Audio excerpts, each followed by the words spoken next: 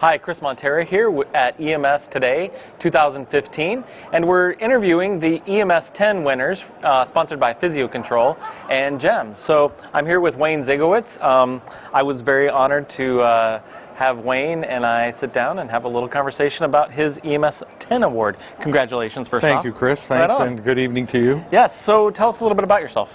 Well, I've been in the fire service 33 years, so I've been a paramedic 27 years, and a division chief with Littleton Fire Rescue in Littleton, Colorado. Right.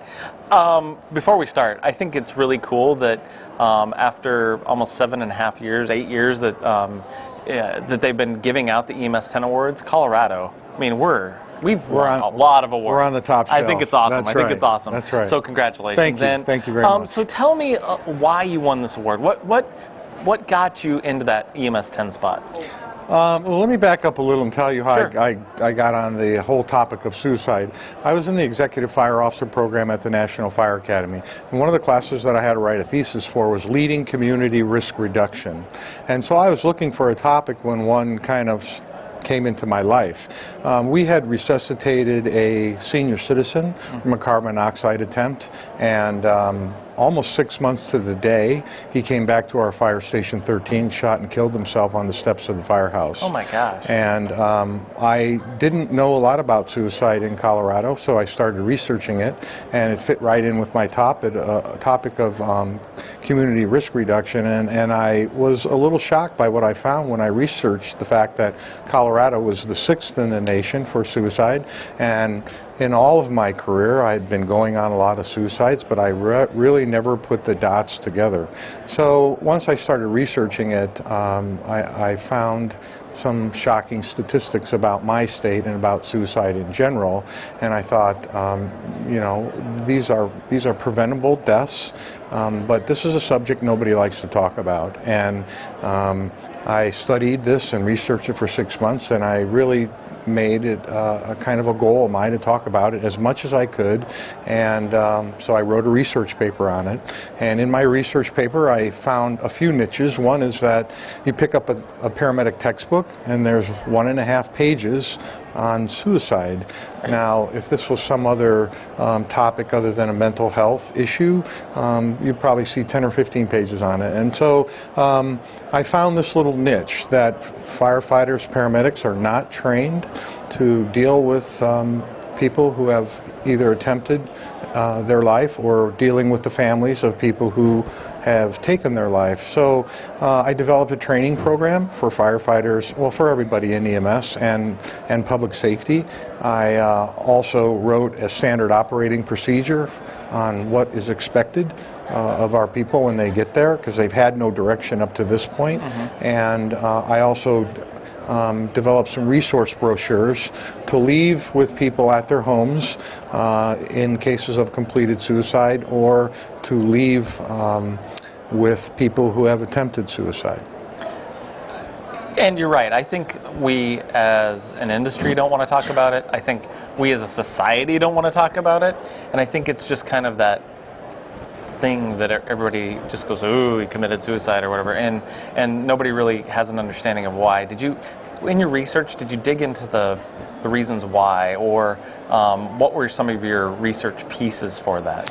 Well, first of all, most people don't know, maybe you do, that there is a national suicide strategy, prevention strategy. Did you know that? I did not know that. Right. I've been in the service for 33 years. I never knew this existed. And one of the pieces in there, one of the strategies, is that it calls for the gatekeepers of society to be able to identify people who are high risk for suicide.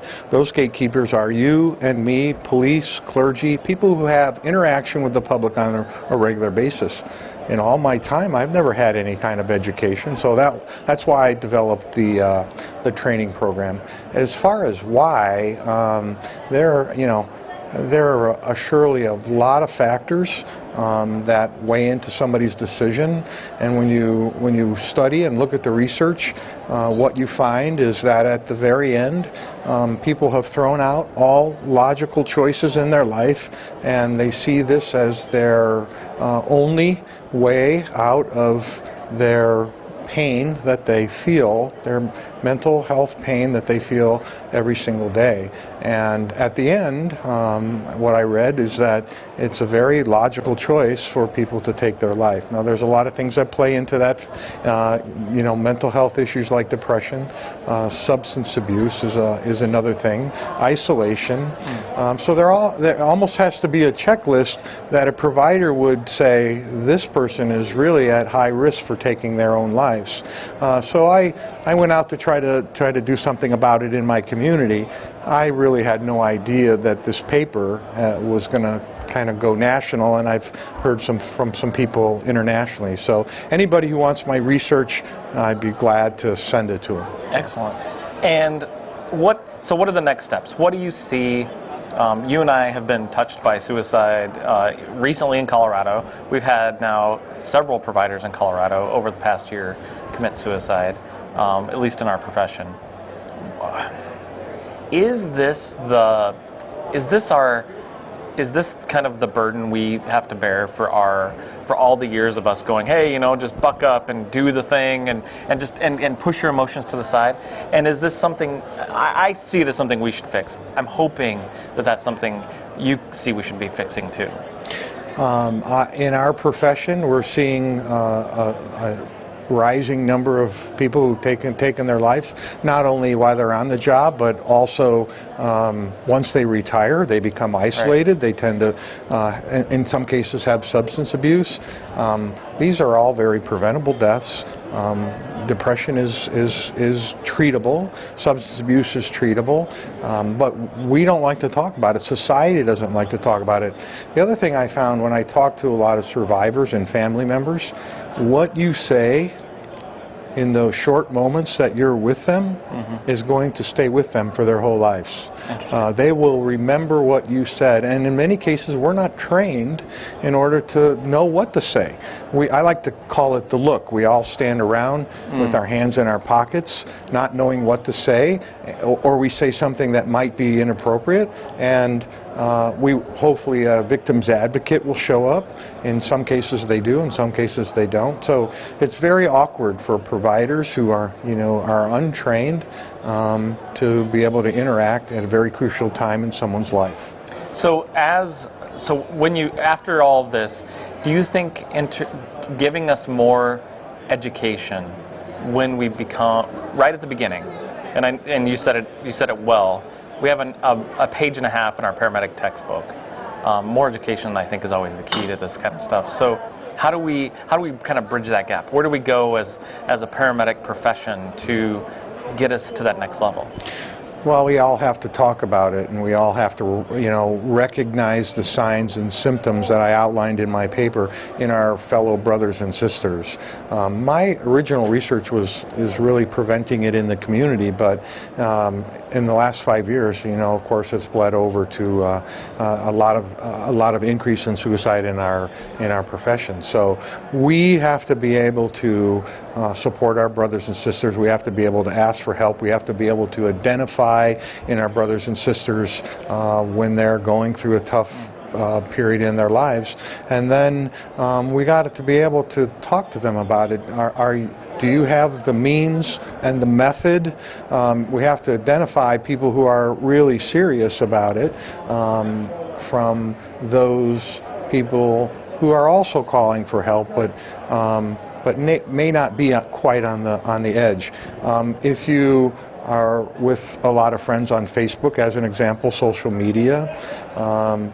If you look on Facebook, you see the ups and downs of your friends, and sometimes they're writing that right on their Facebook page, and then we're ignoring that. So a lot of times that's a cry for help, and we have to be able to see that, and then we have to make it socially acceptable to be able to ask for help and not be stigmatized by the other people in our industry, because that's what society does to people with mental health issues.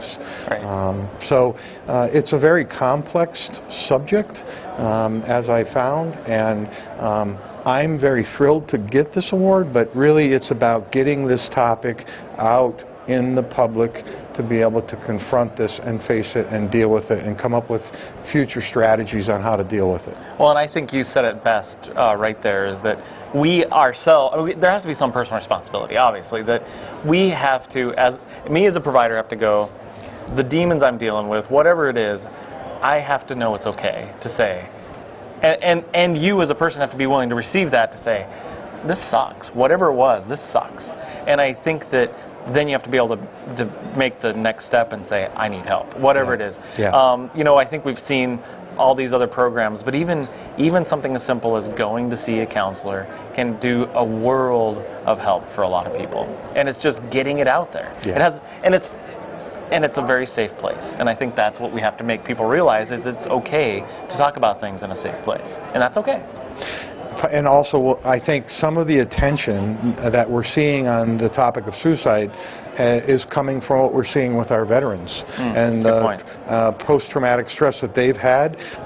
When you look at what firefighters and paramedics see on a regular basis, I mean, how could you expect that someone to go home and not be affected by that? Right. We're not supermen.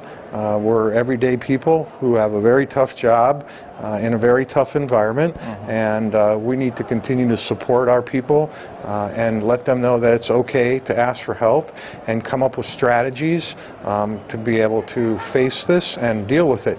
Let me talk briefly about one strategy out there, and I think it's something that you will see coming up, and that is resiliency training. To be able to give people the skills to deal with, to know what to do for themselves personally before they're actually involved in traumatic events. We brought in a team of resiliency trainers, and we trained some of our people right in the academy, and resiliency training comes out of the military. It's based on the data that they get from veterans, and it's proven that people who have resiliency training before they are involved in traumatic events do much better in the long run. So resiliency training it's on the horizon. You're going to hear more about it, I guarantee you. Excellent. Wayne, awesome. Congratulations once again. And tell me, finally, what does it mean to you that Physio-Control has recognized, is starting to recognize us? You know, I think we have there's other award programs at the Eagles for physicians, things like that, but this is about us. So what does that mean to you, that there's somebody out there that's trying to recognize us for the great work we're doing? Well, first of all, I think, you know, you've been in the business. It's awkward to receive awards. I think most people are going to tell you that's just what I'm paid to do or I volunteer to do, and but it's wonderful for Physio-Control. They've been, you know, I look at some of the equipment here. I remember the LifePak 5 that I grew up with. They have always been kind of innovators themselves, and they're innovators for doing this and showing the good work that we're doing, and I'm humbled to be one of those people. Well, great. Well, congratulations, sir, and thanks for coming up and sharing your story. I really appreciate it. Thank you, Chris. I appreciate it. And thank you for joining us. For more information and more coverage, join us at emstoday.com or at thepromednetwork.com to watch more videos on the EMS 10 awards. I'm Chris Montera, and thank you very much for joining us.